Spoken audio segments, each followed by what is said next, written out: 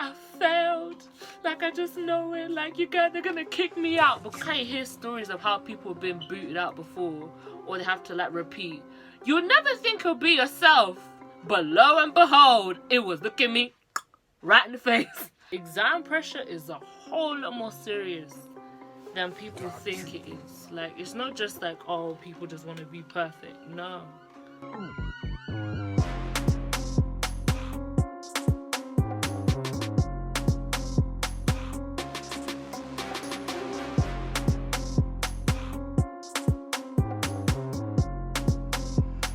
The next day, we went back into school because it was a during school week.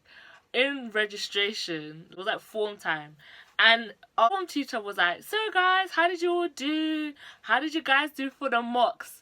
And no word of a lie, I was sat in that classroom like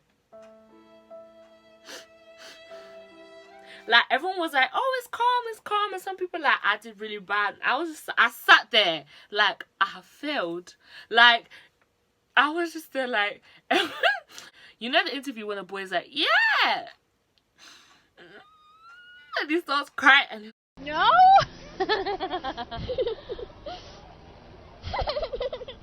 no word of a lie, yeah, that was me in that registration. And I remember unfortunately just like, everyone was fine. I was like, it's the end, I failed. And I think people turned around and they're like, oh, and I'm like, it's the end, y'all.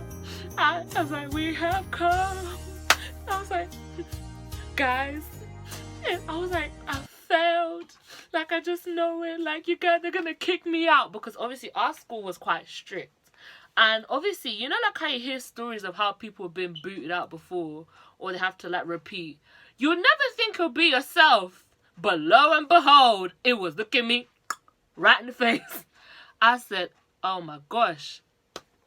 Next thing you know, had like head of year came over and he was like, I'm gonna need to speak to a few people. And I was like, yep, I knew it. He's like, yeah, we're gonna need to speak to you. And I was like, I remember leaving that classroom like, you guys, this is it. This is it. Like, I was like, this is the part where I'm going. This is the part where it's not my day today. I was like, this is the end of the X Factor journey for me. I was like, yep, it's the end. And they were like, so you know your grades. And I was like, And I remember sitting there like, y'all gonna kick me out, just tell me now. Just tell me now. They're like, okay, you have two options. You can either obviously go, or there's this thing where you can stay after school once a week, ask the teacher for extra work. They'll give you the extra work, and then you just go and do it to build up like your grade, and then you'll retake the mock Christmas in year 13. So they told me this end of year 12. So I was like, I'm gonna take that option, because I couldn't see myself. I'm sorry, like, to the people that do repeat, hats off to you, because obviously it's not a bad thing to repeat. But in my case, I was here like, I already like did quite well in the other two subjects, and if I did repeat, I was gonna have to change my combo completely, and I didn't want to drop my combo because I liked it. Like, I like music tech, and I was getting to like computing again, and obviously I was like, I'm not gonna drop all of this just for English. So fast forward to year 13, I'm now doing the after school classes every like Monday. I had to ask the teacher, excuse me sir, is there any, or madam, excuse me, can I have some extra work please? And they would give it to me. Imagine, I was like, okay, I don't like doing extra work. I don't do extra work. Now look at me, I have to go ask them. See your life, Christine. The shift I felt from year 12 to year 13 was kind of different, because obviously year 13 is a bit more serious now, because you're like, rah, this time, no, not even me, the teachers love reminding you, you have 100 and something days left until your exams, you have this amount of days till your exam. And I'm just like, go away. Like, yes, I know it's coming, but just like, shh, we don't need to know that now. And just hearing that constantly, I'm now thinking, what am I gonna do? Because I thought I aced it the first time, and I practically failed. And in my head, I'm here thinking, I failed. And because of that, I then started feeling a bit like negative towards obviously the subject, number one, and number two, just work in general. Because I'm like, how can I work so hard and then that's the end result? Like, it can be very distressing as a student. Like, comment down below if you've ever felt like this. Like, I was just like, this isn't fair. And because of that, it always used to be a thought in my head, just like, oh, I could do this, but I'm gonna fail anyway, so what's the point? For me being me, if I start something, I like to finish it well, because I guess there's a part of me that's a perfectionist. So I was just like, okay, I can't fail again. I need to keep working, I need to keep working, I need to keep working. Now with that, the drive was good, the ambition was good, but how I was getting there was not the good bit. Because that being said, because I wanted to work hard, there were lots of days where I wouldn't sleep. Like, you know, like how they say the brain needs at least 8 hours of sleep to function well. I was, obviously, if I had work to do, I was doing the work instead of like sleeping. Like, I'd be like, okay, if I just like bang out these hours till 3 and then I'll go to bed. Bear in mind, yeah, school starts at 8. I wake up at 6, so I'll be going to bed at 3 o'clock in the morning, 4 o'clock in the morning. I think there was even a day when I went to bed at 5 o'clock in the morning, and I had an early morning that day, so I went to bed at 5, woke up at 6, I had an hour's sleep, and I went to school. And this wasn't very healthy. However, because it's year 13, there's a lot of things that are packing onto us. You have coursework. All my subjects are practical, and English Lit was split into 2. Computing had 1 big one, and music tech had 2. So I had like 1, 2, 3, 4, 5 sets of coursework to plan and do. And then on top of that, we also have like, this is the point where you had to do like UCAS, personal statements. And with a personal statement, that's the like applications you send off to unis. Now during year 12, some of year 12 beforehand, I was living my best life, going to all these open days, collecting all kinds of cups and pop sockets and key rings. But then it actually hit me that I had to choose. And obviously with uni, beforehand, my parents were very like, encouraging me to do computing, and there were opportunities in computing. Like, I went for it, was quite a good, I had a very nice little window, and beforehand it was all computer. However, when the teachers were looking at the grades, they're like, your best grade is in music tech, have you considered that? And I was like, I would love to, but in the back of my head I'm thinking, music with African parents. You sure about that, mate? So I was just here like, no. And I pushed it aside. Even when I was writing my personal statement, because you had to do like, it would help your personal statement if you ever did like extra work and stuff.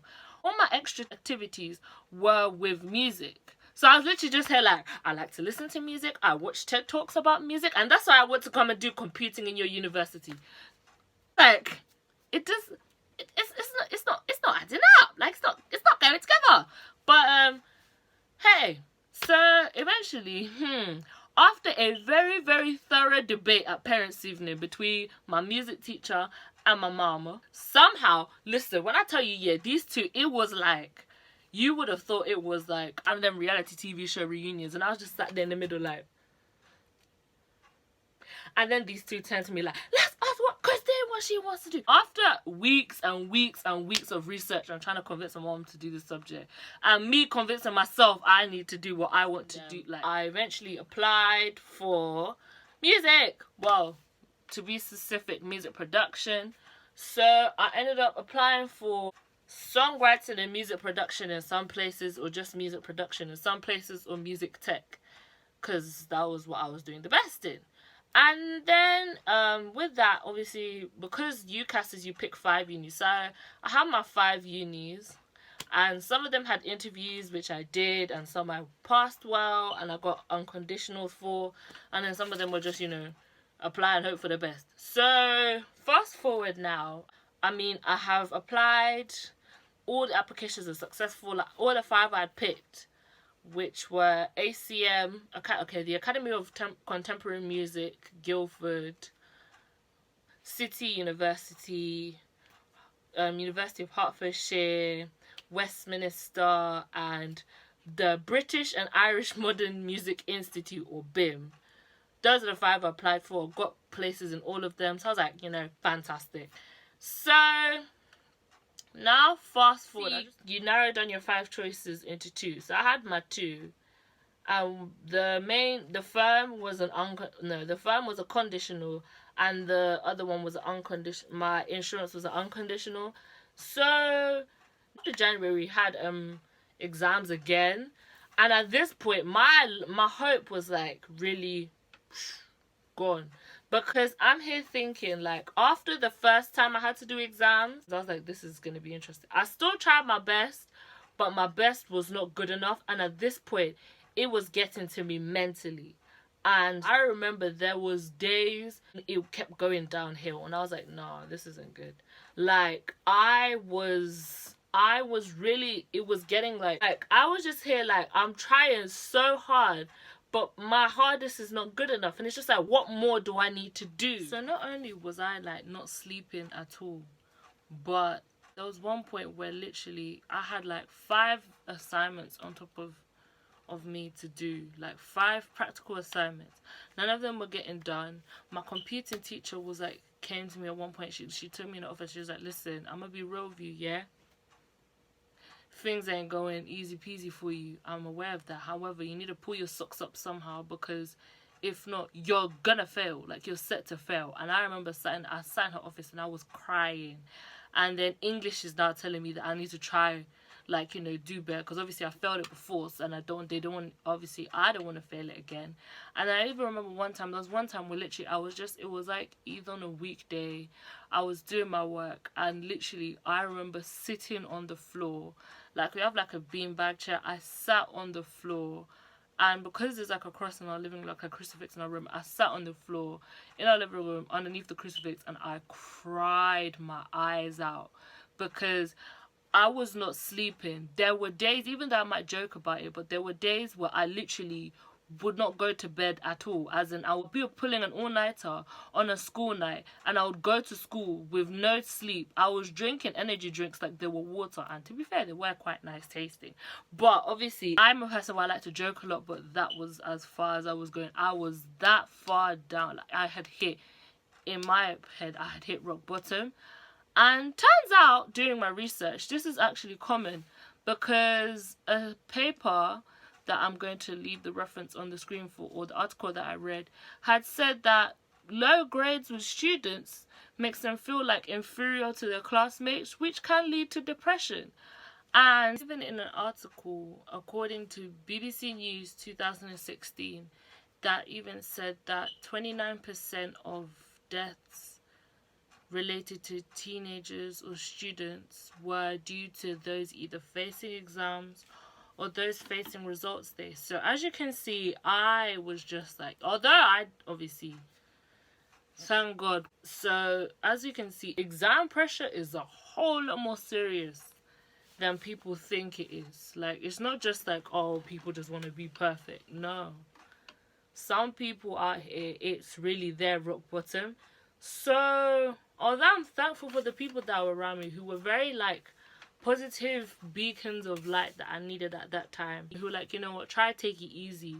And literally some of my friends were like, not yelling at me, but they were like, listen, girl, go to bed. When you go home, what do I want you to do? I want you to go to bed, go get some rest. Because I was like, I can't rest because I need to do well. I feel like a feeling inside that doesn't want to like disappoint people. I didn't want to disappoint my family. I didn't want to disappoint myself. I did kind of like tell people, like I did discuss about it. Like I did tell my mom, not like blatantly out loud, but like I did mention, like I would like tell her like it was getting too much. Like I don't think I can do this whole. I don't think I could do this anymore. Like, what do you mean? I'm like, I don't think I can do this anymore at all. Like, I can't deal with it. And she was like, take it easy. We'll pray about it. We'll ask God to help you. Tell people she didn't tell people like, oh, you know, this is how she's feeling, but she's like, you know, just pray for her. And my friends also were like, you know, go to bed. Some of my teachers are now starting to get a bit concerned, because it was just like, I told them, like, they'll be like, oh, what time did you go to bed? I'm like, oh, I didn't. They're like, what do you mean you didn't? I said, I didn't go to sleep. But anyway, with a lot of support from my friends, I did go through the rest of the subject. I did finish off the work. I did hand it in. Although, on top of that, I then fell ill.